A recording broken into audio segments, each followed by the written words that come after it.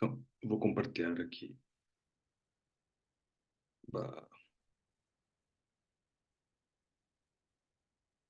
hum.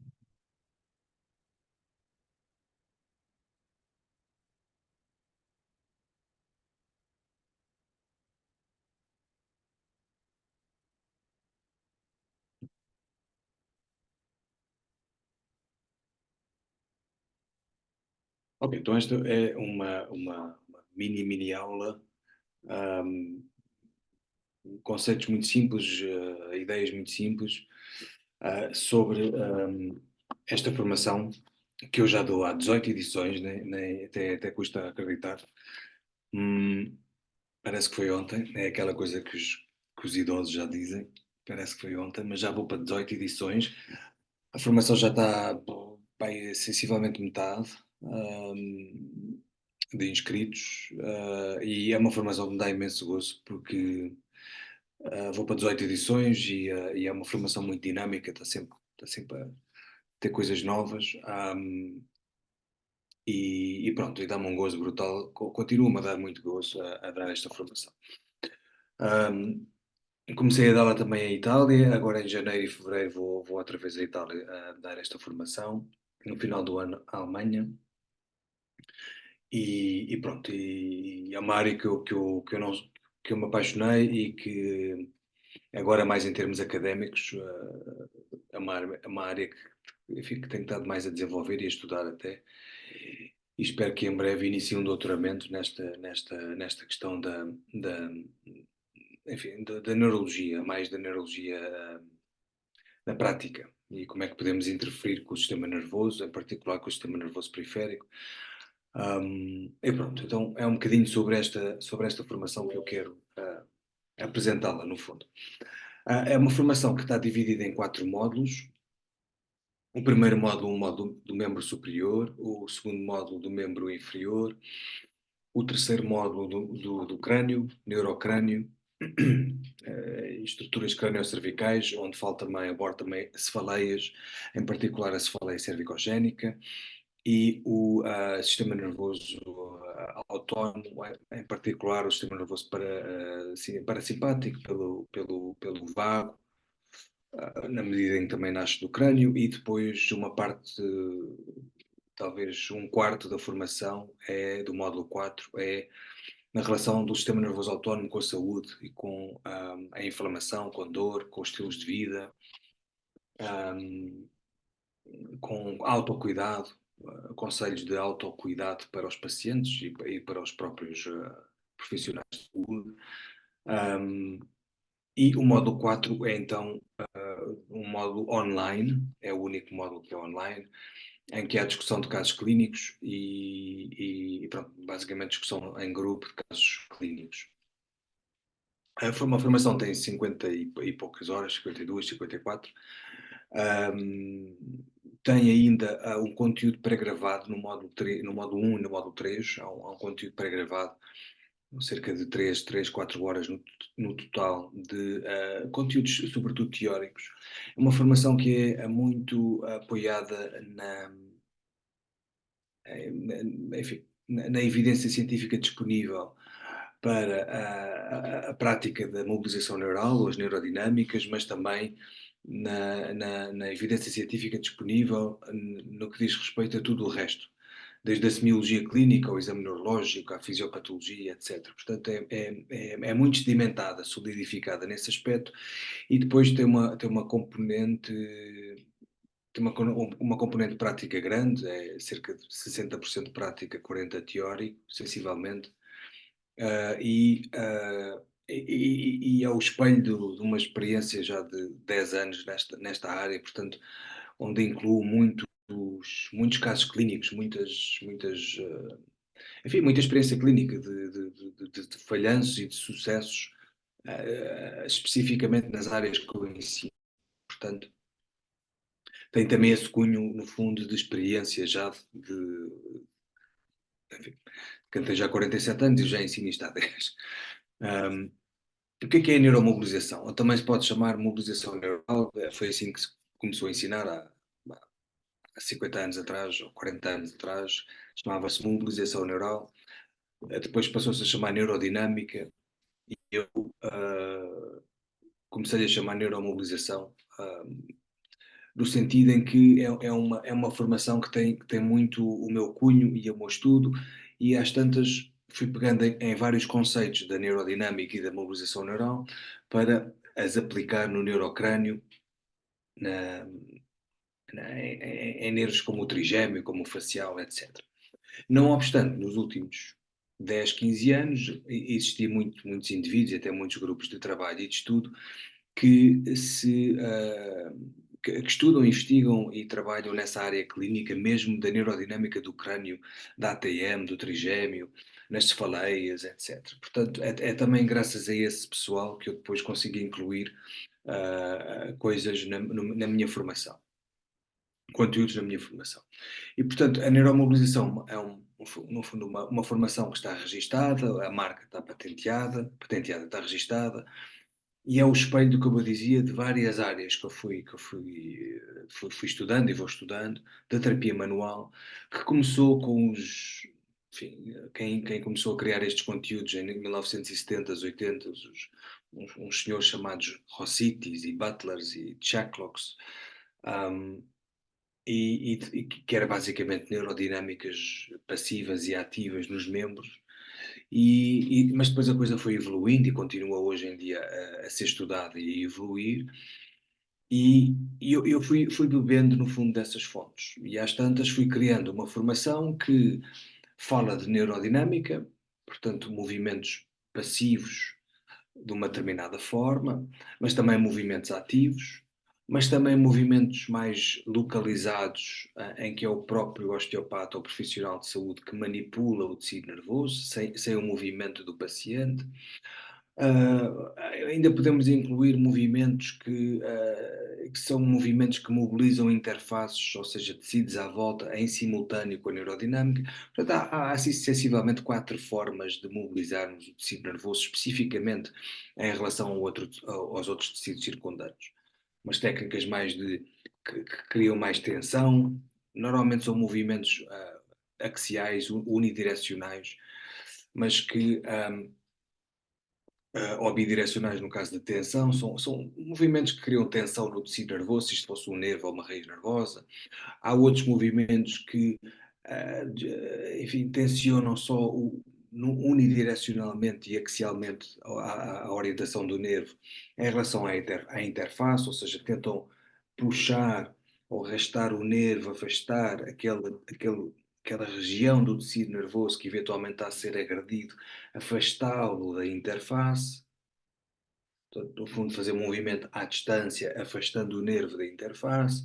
Há outras técnicas que mobilizam as interfaces. Imaginem um túnel do carpo, uma interface foraminal em simultâneo com o movimento neurodinâmico, portanto é como se movimentasse a interface em relação ao movimento do nervo, isto quando se quer melhorar a relação das duas. Há outras técnicas em que se mobiliza o tecido nervoso só, então vai só diretamente ao nervo, ou à volta do nervo, no tecido conectivo, e vamos mobilizando só o tecido nervoso, útil para processos assim, se calhar mais resistentes, com muito tecido fibrótico à volta. E, portanto, fui buscando de vários autores, há investigadores em Espanha que só investigam e publicam em jornais de referência a aplicação neurodinâmica usada no crânio, em particular a ATM e o trigémeo, outros mais na zona na relação com neuropatia facial, outros publicam mais na região com os membros, na relação com os membros, e portanto fui buscando um bocadinho desses autores todos. Mais recentemente comecei eu próprio com os colegas a publicarmos também nesta área, sobretudo case studies, coisas interessantes como pacientes com indicação cirúrgica e que nós com terapia manual resolvíamos a coisa, ao ponto de a eletroneuromiografia estar alterada para depois estar completamente normal após os tratamentos. E, portanto, agora sinto que já vou contribuindo um bocadinho com uma coisa mais científica e, se Deus quiser, daqui a uns anos, já com uma coisa muito mais robusta, académica, enfim, nesta área, quando entrar no doutoramento. Não obstante não ter um doutoramento, sou um indivíduo que estuda isto há muito tempo portanto, tenho hum, no fundo, essa segurança de quem tenta ser o mais honesto intelectualmente e de quem reconhece que tem tanta experiência clínica e tanta coisa para, enfim, para falar e para partilhar. E daquilo que fui observando nos últimos anos, que há muita falta de informação e de conhecimento destas áreas, ah, que é transversal a muitos profissionais de saúde, incluindo a própria medicina. E, portanto, a minha formação tem tantos casos clínicos, de tanta confusão, tanto erro no diagnóstico que levou, às vezes, a consequências mesmo danosas para o paciente. E, portanto, é muito essa partilha com conhecimento e, às vezes, em que eu próprio, o meu tratamento, a minha avaliação, foi absolutamente. Mudou a direção completamente daquele caso clínico e foi absolutamente necessária aquela intervenção. É também esse lado, mais se quisermos, técnico e pessoal, enquanto profissional de saúde, e mais humano até, que eu também partilho na minha formação. O que é neurodinâmica? Então, a neuromobilização. A neuromobilização, no fundo, é este nome que eu criei e que registrei, que reflete essas várias áreas do saber que depois se incluem numa formação em que usamos técnicas para o membro superior, para o membro inferior, para o neurocrânio, espinal medula, para o crânio, neurocrânio, nervos periféricos do crânio e para outra parte do sistema nervoso periférico, que é o sistema nervoso autónomo, em particular o parasimpático, em particular o vago, em particular na relação com os estilos de vida e inflamação sistémica de baixo grau, crónica, e vamos falar sobre sono, nutrição, enfim, exercício, enfim, várias coisas.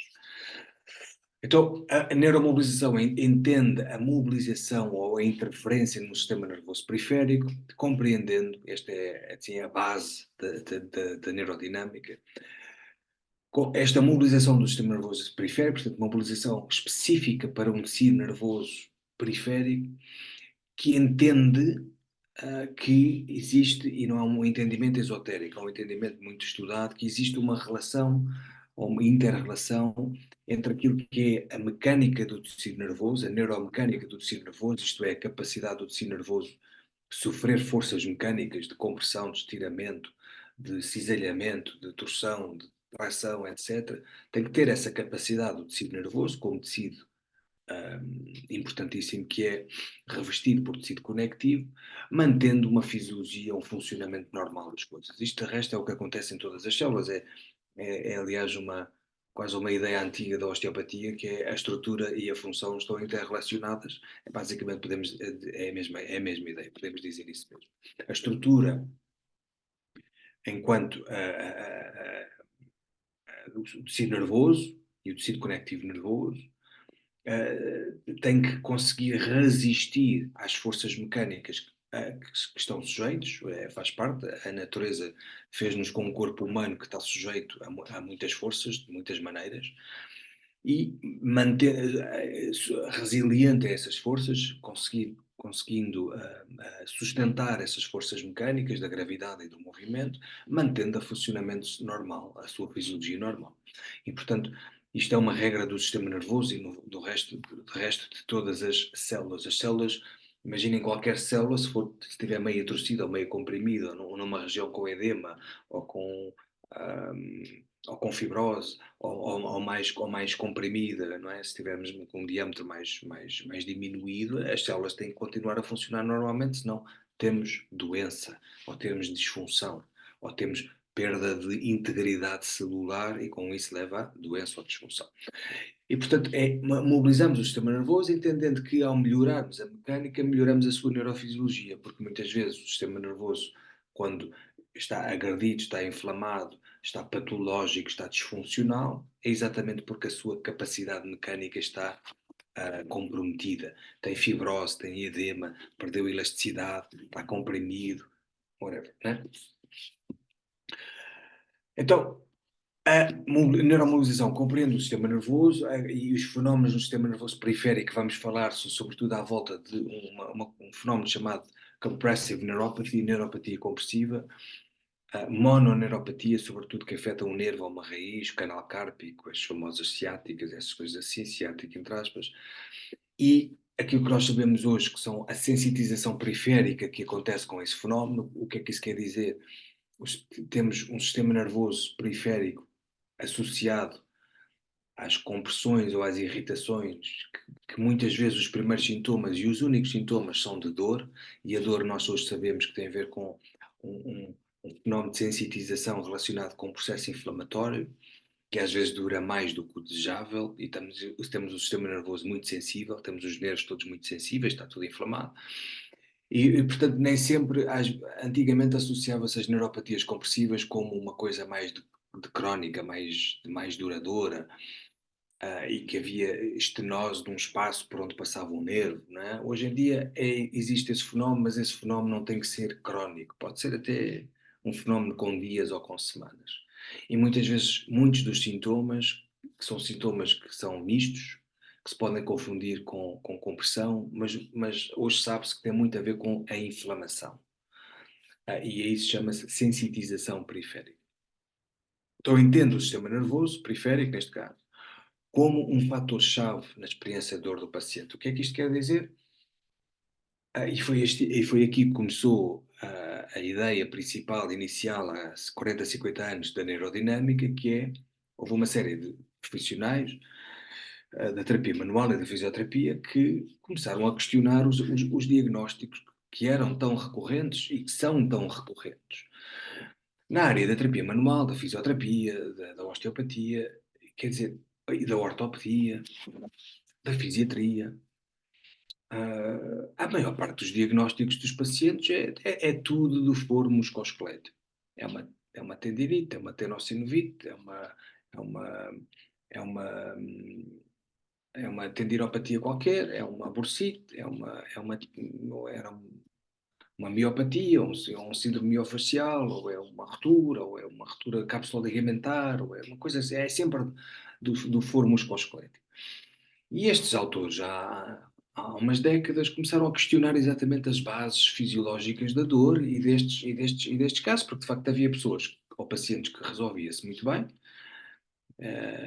os problemas, não é? O caso resolvia-se bastante bem, evoluía como aquilo que era esperado evoluir, mas havia outros pacientes que ficavam pior, tendencialmente piores, às vezes rejeitavam completamente o tratamento conservador, ou o tratamento conservador piorava substancialmente, às vezes piorava tanto que as pessoas ficavam meses, às vezes até anos, com dores e sintomas. E, portanto, começou-se a questionar estas bases fisiológicas do paciente com dor musculoesquelética. E hoje em dia ainda se vê isto.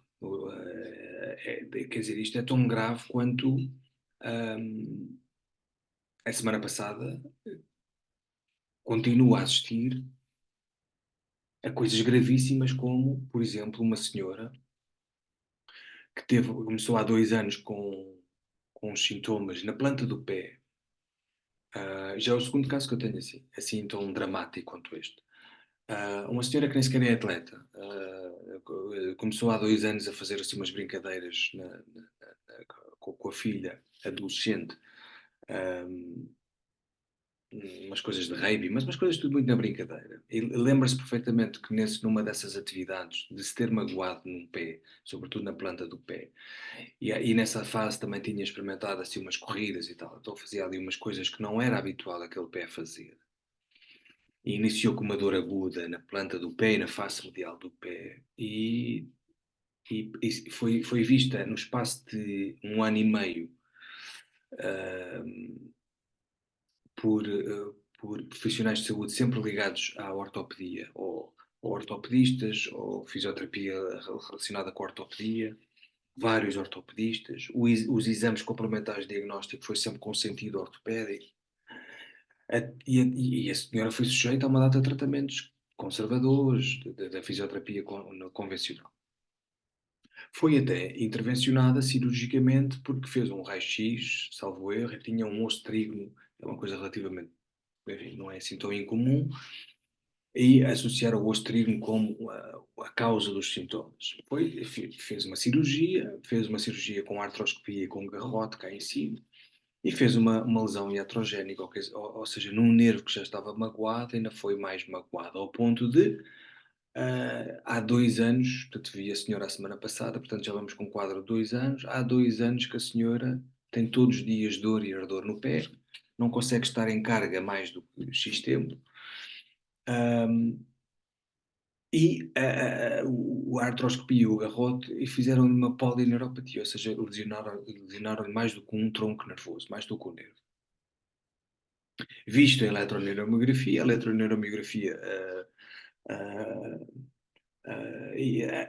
era talvez das melhores eletroneurografias em termos de relatório que eu vi, um, demonstrava e questionava de facto na ausência, em termos de contexto clínico, para outra doença como uma neuropatia diabética ou outra coisa qualquer, viral ou outra causa qualquer mais neurodegenerativa, provavelmente tinha sido uma lesão iatrogénica a causa das queixas da paciente, na medida em que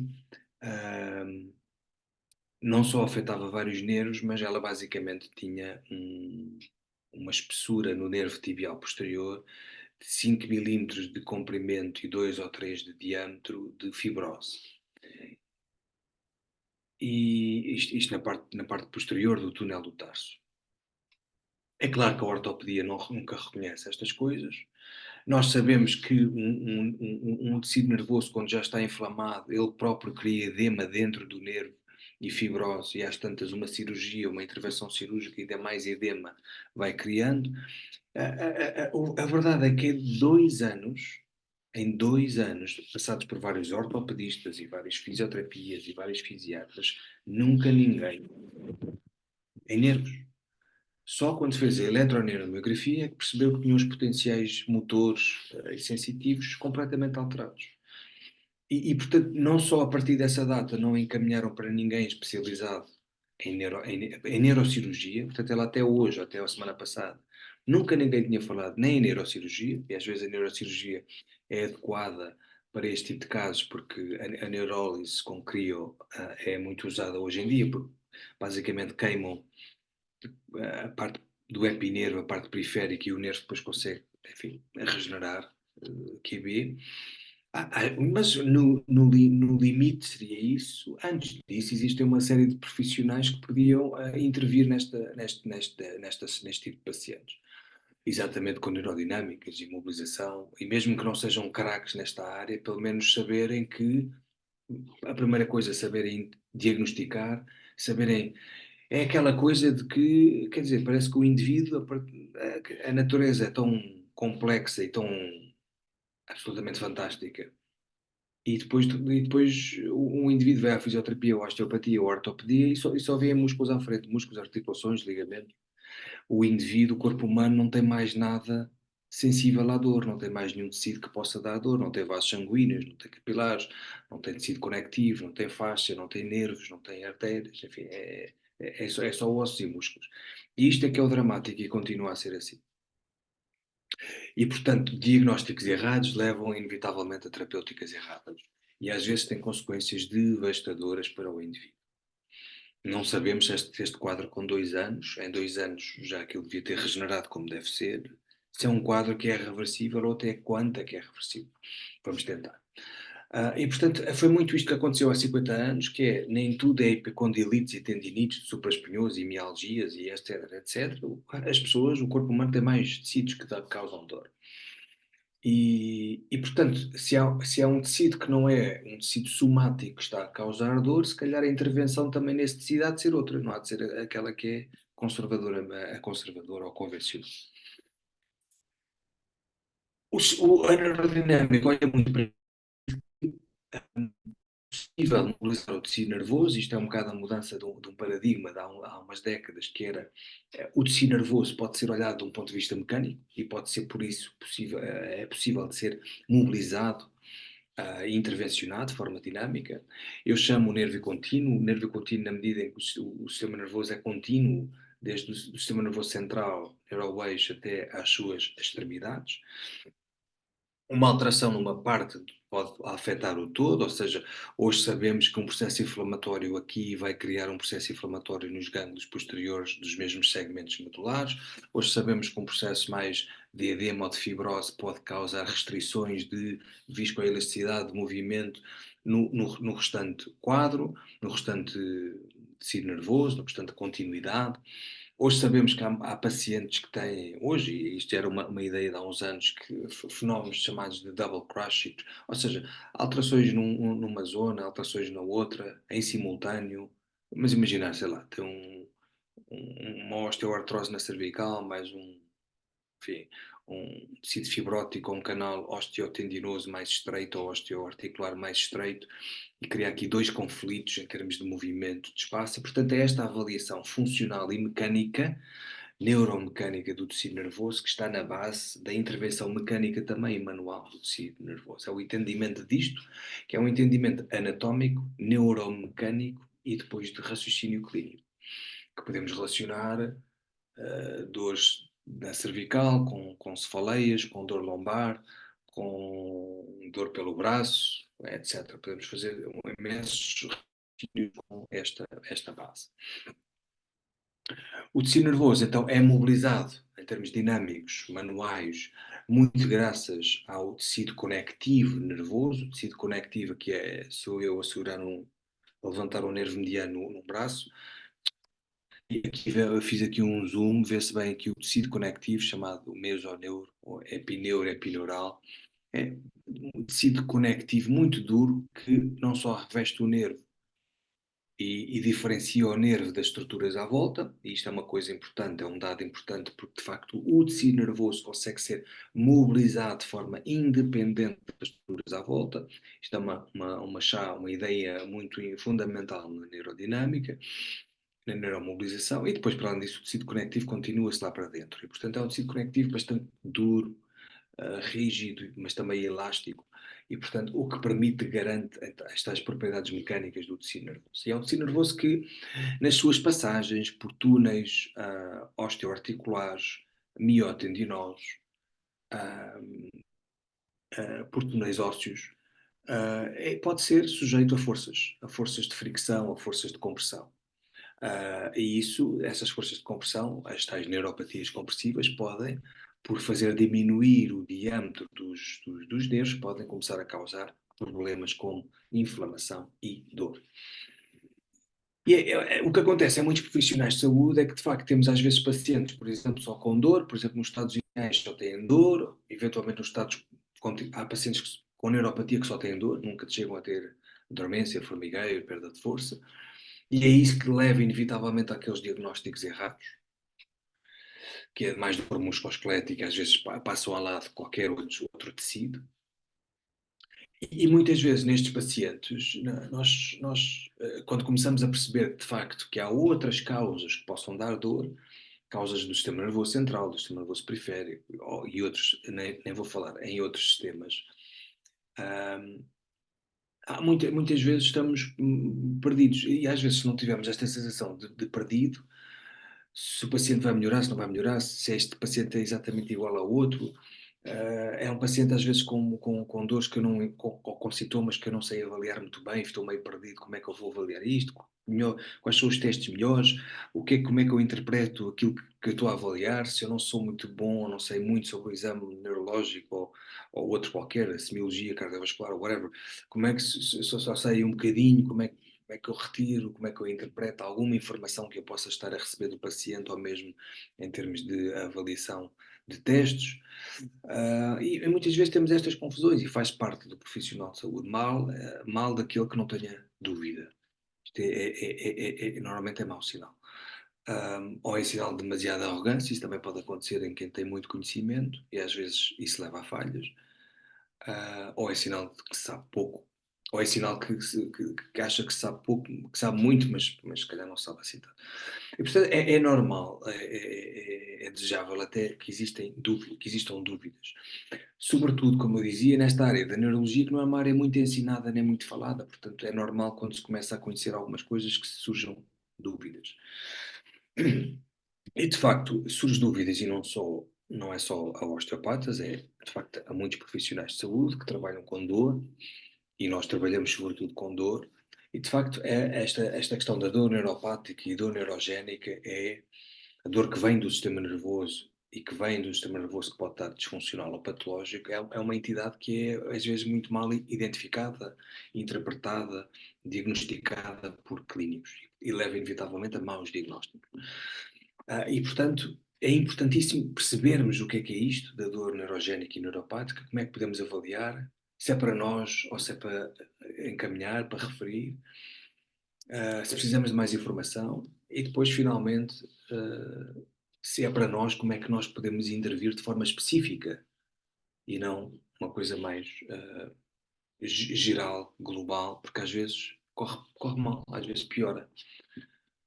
Às vezes, como eu falei, uma neuropatia do nervo tibial posterior, o tratamento conservador da massagem, exercício, infravermelho, ultrassom, medicamentoso e tudo, piora todo o quadro, até ao ponto de chegar a uma cronicidade.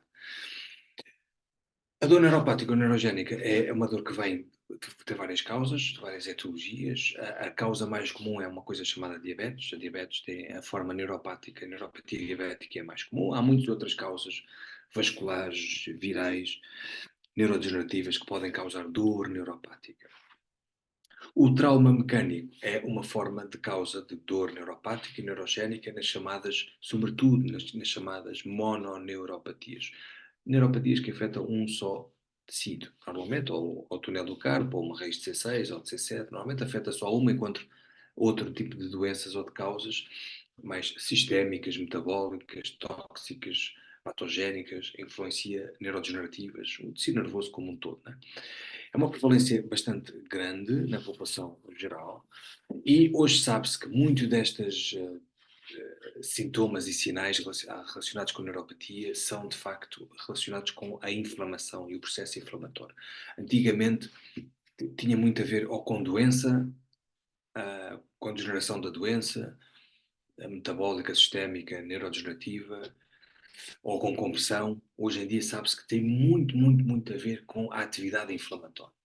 A atividade de macrófagos, de vários tipos de macrófagos, a atividade de interleucinas, a atividade do sistema nervoso central, do sistema nervoso periférico, da sensitização que fica, às vezes, até à distância do problema. Então, muitas vezes o que os pacientes têm é uma espécie de ciclo vicioso em que a lesão leva à inflamação, que depois leva à degeneração e depois leva à reparação, e às vezes andamos ali nesta espécie de ciclo vicioso, que não é só no sistema nervoso, é entre quaisquer tecidos, e isto às vezes fica recuperado bem, outras vezes fica mal recuperado ou regenerado, fica com fibrose, fica com edema, outras vezes entra-se ali no ciclo vicioso, e às vezes precisa de uma ajuda adicional ali a meio do caminho para acelerar ou minorizar os danos e acelerar até eventualmente o processo de regeneração. E então é aí que entra um trabalho, ou pode entrar um trabalho mais do foro manual. Como eu dizia, é importantíssima a semiologia, é importantíssima a avaliação para percebermos o que é, em que fase é que está o paciente, que tipo de paciente é, que tipo de dor é que é, se é para nós, se é para encaminhar, eventualmente. Portanto, antes de mais, esta informação foca-se na responsabilidade do osteopata como profissional de saúde. E daí eu dizer que é uma formação com uma teoria bastante grande e, e bastante útil, porque não é teoria só por ser teoria, é uma teoria aplicada na prática, é uma teoria com base em casos clínicos, é uma teoria com base em semiologia, é uma teoria com base e com o propósito de saber de facto avaliar bem aquele paciente, porque às vezes o paciente imita uma determinada coisa, mas não é essa coisa, e até se consegue perceber de forma relativamente simples que tipo de fenómeno é que estamos à frente. E às vezes temos um papel importante só na referência do paciente para outro profissional de saúde. E há imensas histórias, imensos casos clínicos que eu vou partilhar sobre este fenómeno. Mas a importância do profissional, do osteopata como profissional de saúde em saber avaliar. E estamos a falar em neuropatias, temos que ser bons na semiologia neurológica. Isto porque as lesões neuropáticas podem se apresentar de várias formas. Umas é aquilo que se chamam sinais positivos, ou ganho de função, ou perda de função, ou sinais negativos. Há pacientes com neuropatia que só têm uma dor, parece uma dor referida somática. Parece não é. Uma dor somática referida, porque o tecido conectivo nervoso está inflamado e esse tecido conectivo já não é bem tecido nervoso. Há outros que têm uma dor já associada à degeneração do tecido nervoso. Outras têm dor só porque está tudo muito sensitivo, muito inflamado, dentro do nervo ou fora do nervo. Outros têm perda de função porque já têm lesão axonal e têm as chamadas parestesias ou hipoestesias ou anestesia total ou perda de força, às vezes até parésias. Outros têm hiperestesias, aumento da sensibilidade, outros têm distesias, de olho ao toque, de olho ao movimento. E, portanto, outros, como eu disse, os sintomas não correspondem a um dermato específico, é uma coisa mais difusa e que pode imitar outras causas. Então, isto é muito importante sabermos como é que vamos avaliar isto. Em vez de fazer um nó cego na cabeça, como é que vamos avaliar? E é até mais fácil do que parece, não é assim tão complexo. É preciso perceber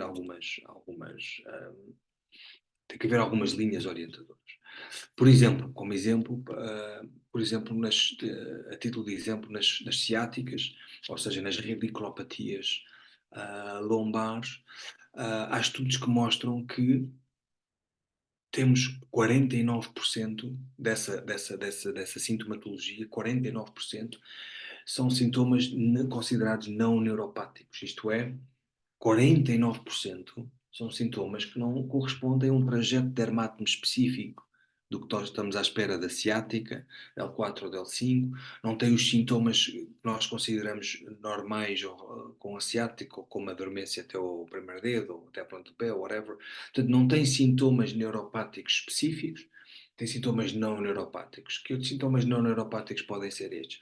Podem ser o simples facto de haver uma inflamação à volta do tecido nervoso, que afeta uma coisa chamada nervi nervorum, que é um tecido nervoso que é um tecido nervoso, uns axónios da dor relacionado com o tecido conectivo, e a pessoa pode ter só, experienciar dor, por exemplo, na lombar, que vai até à bacia, fica só pelo rabo, ou fica mais ali restrito à sacroiliaca, e é muitas vezes, ou que não, ou que a pessoa faz o valsalva, tosse, espirra, faz o slump e não tem sintomas, por exemplo, não reproduz sintomas, e portanto a coisa às vezes é muito, é mais complexa do que isso, não é tão linear, não é tão preto no branco, não é tão taxativo.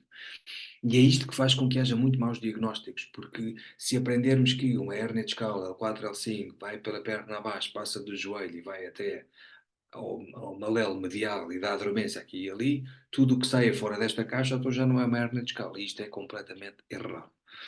Portanto, temos que saber avaliar. E como é que avaliamos? Avaliamos com exame neurológico, avaliamos com palpação, avaliamos com testes neurodinâmicos, avaliamos com ah, o exame neurológico, a parte sensitiva, a parte motora, de reflexo, com a anamnese, com questionários específicos, uma anamnese específica. E só com a palpação, com o tinel, com várias manobras Então, só depois disto tudo é que podemos, então, perceber melhor o que é que se passa.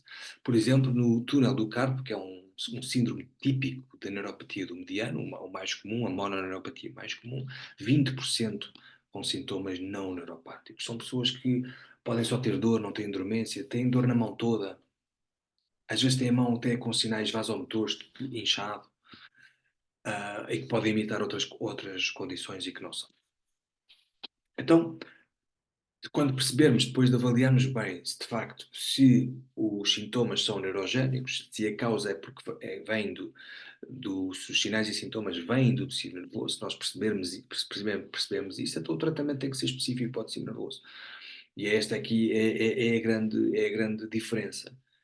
Se é tecido nervoso, se é tecido nervoso na relação com as interfaces, se é tecido nervoso que está com edema, então o tratamento tem que ser na relação do tecido nervoso com o edema ou com as interfaces, tem que ser específico porque senão corremos o risco de piorar os sintomas ou contribuir para uma reparação muito mais prolongada. E de facto há guidelines clínicas recentes que consideram que o tratamento neurodinâmico na management, em gerir estas relações neuropáticas, de sensitização neuropática, na relação com a mecanosensibilidade, nos processos inflamatórios. O tratamento neurodinâmico é adequado, a terapia manual também, né, porque melhora as relações biomecânicas de nervo-interface. O exercício, há muitos estudos que falam do exercício também. E, portanto, temos também guidelines clínicas que já incluem o tratamento manual, até em concreto este tratamento, neste tipo de pacientes. E há muitos estudos, muita coisa atual a sair nas neurodinâmicas. Eu, quando comecei a ensinar isto há 10 anos, era muito menos robusto em termos de científicos. Há muita coisa a sair, graças a Deus, que cada vez se percebe melhor, sobretudo a neurobiologia, o fenómeno neurobiológico da dor associado à neuropatia, as consequências ao nível celular e ao nível, no fundo, micro e macro, de que esteja associada às neuropatias compressivas, cada vez se entende melhor isto, e também com isso consegue-se entender melhor quais são os efeitos mecânicos uh, com estímulos mecânicos, não é? De exercício, de movimento, de terapia manual, de movimento passivo, exercido por outro, nos tecidos, quais são de facto os efeitos mecânicos. Hoje sabemos que um tecido nervoso tem as mesmas leis mecânicas da deformação dos tecidos que têm outros tecidos e que, portanto, tem ali uma barreira ótima de viscoelasticidade. Se aplicarmos a técnica com muita velocidade ou com muita carga, com muita força, com muito rápido, de facto os tecidos não respondem bem, portanto temos ali uma ideia de uma carga e de uma velocidade que pode ser otimizada e de um tempo.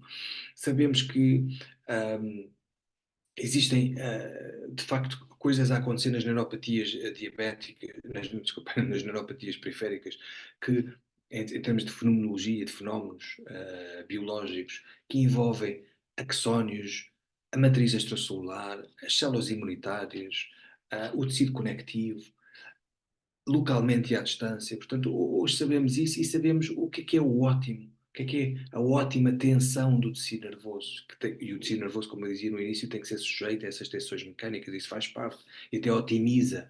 Hoje sabemos, há uns anos sabemos, que o estímulo mecânico cria mecanotransdução, cria mecanosensibilidade e é muito importante para a regeneração de qualquer tecido.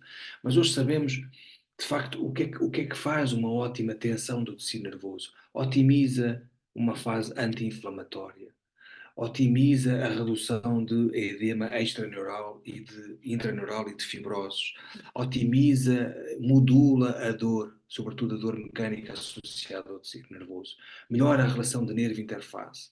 E, portanto, há muita coisa que hoje sabemos. E aqui, em jeito de resumo, promove o fluxo lá dentro dos axónios, chamado fluxo axoplasmático, promove a absorção do eixo inflamatório quando ele existe, modula a dor, sobretudo a dor mecânica, melhora, há um impacto na função, um impacto na funcionalidade dos tecidos, nas suas propriedades mecânicas e viscoelásticas do tecido conectivo. Coisas recentes que sabemos que o estímulo mecânico, o estímulo manual, mecânico no geral e manual, porque o manual nós conseguimos direcionar o movimento, não é? Direcionar o vetor de movimento, promove, e há estudos que mostram isto, estudos recentes, que promove o crescimento e até a orientação de neuritos. Neuritos ou neuritis upgrowth é uma coisa que é um conceito que se vê-se muito em papers, o crescimento de neuritos. E neurites não no sentido inflamatório, mas neuritos, ou neuritis, é aquilo que se chama os ramos, os ramos filho, os axónios, quando são degenerados, depois começam a crescer e às vezes crescem em axónios mais fininhos, mais pequeninos, e uns axónios não são. Os axónios têm um ramo principal, mas depois têm imensos ramos axonais, árvores axonais, assim como as dendritos. E nós sabemos quando os axónios, no fundo, quando os nervos são lesionados, eventualmente há dano também axonal, e depois quando aquilo começa a crescer, o próprio axónio, quando começa a crescer e os seus ramos, os seus neuritos, Aquilo, esses sítios para reenervar a coisa como deve ser, têm que ir para o caminho para onde a natureza os fez, não é? Portanto, têm que ir reenervar as estruturas que lhes competem. E nós sabemos que o estímulo mecânico e o estímulo manual, porque mobilizamos o tecido nervoso numa orientação que é a sua orientação neuroanatómica, até promove o crescimento destes neuritos e a orientação dos mesmos. E fizeram estudos com bioreatores, com máquinas pequeninas de tração, e dá para perceber que ao tracionar os axónios, que é a mesma coisa que tracionar os nervos, as células dos nervos, otimiza-se a velocidade do crescimento, mas também a orientação dos mesmos. Que é um dos fenómenos às vezes chatos das neuropatias, é aquilo, mas de facto há estudos recentes que falam sobre isso. Melhora ou otimiza a relação do nervo com as suas interfaces. Que é importante, por exemplo, num canal do carpo, melhorar a relação do nervo com o túnel do carpo, né? No fundo é isso que se tenta fazer. Aqui espero que não sejam impressionáveis. Tenho aqui um vídeo como exemplo daquilo que se faz em cadáver, é um cadáver fresco, recente, daquilo que em termos mecânicos, porque nós não conseguimos ver nervos, não é? Às vezes conseguimos ver só ou palpar, mas num paciente, mas de facto as deformações mecânicas conseguimos produzir com o movimento, e é portanto o vídeo pretende mostrar isso. Então aqui vemos claramente o pernil comum, bem firme aqui à cabeça do perónio, no túnel solar, bem visível aqui. É um dos sítios de corrupção do nervo pernil comum, pelo túnel muscular. E claramente conseguimos ver que a flexão do joelho provoca uma convergência, provoca um afrouxamento do nervo pernil comum, e a extensão do joelho provoca claramente uma força de formação em tensão do nervo. Portanto, isto seria uma técnica, por exemplo, de tensão para o nervo peniano comum, onde conseguimos ver claramente estas forças de formação no carpo central.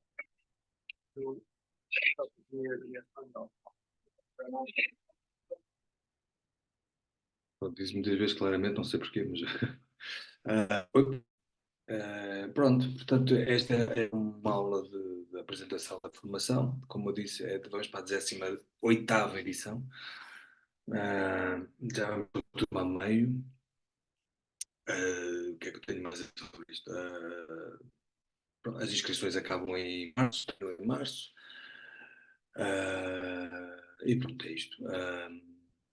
Obrigado por estarem presentes. Se alguém dos que está presentes quiser a gravação, por algum motivo, nós partilhamos, envia-nos o e-mail. De resto, fica gravado para aqueles que não puderam estar presentes. E pronto, eu tinha pensado nesta aula ser meia horinha, mas pronto, normalmente arrasto-me sempre nestas coisas. Se alguém tiver alguma questão no chat, não há. Se alguém tiver alguma questão agora, posso responder. Se não, agradeço-vos.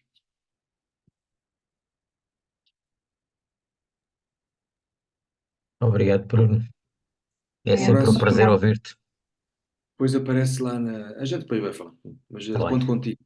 Conto contigo. ok. Tá bom. Obrigado. Falamos, esta semana falamos. Desculpa lá, Ok. é coisa. Somos amigos já há muito tempo e Que bom, que bom. Eu fiquei, aliás, já tinha informação acerca do curso. Estou interessada em participar no curso. Mas falamos depois particularmente, está bem, Bruno? Está bem, Patrícia, tá. Pronto. Porque eu já soube de si há muito tempo, tive duas colegas minhas que já fizeram o curso consigo, foi a Ângela Gago e a Lígia. E tenho mais colegas que provavelmente vão estar no mesmo curso que eu, porque nós somos da mesma faculdade, portanto eu acabei o curso com outros colegas este ano, em julho, mas estou francamente interessada porque é um módulo que me interessa particularmente. Acho que Tá faz toda bem. a diferença na nossa prática, Tá mas depois eu entro bem. em contato consigo, está Tá bem? bem. Tá bem. Tá bem. Tem algum no e-mail, Gmail? Os e-mails são o geral@osteoform.pt. Eu posso Ok, escrever aqui. Está bem. Não, Ah, eu ah, tenho o e-mail, eu tenho o e-mail. ok, ok. Está bem. Ok. Estou Então, a olhar Zé, para isto, isto parece. Deixa-me só desligar isto aqui. Não queria gravar. Depois estou a gravar isto, desculpa lá. Oh, estou a gravar isto. Não?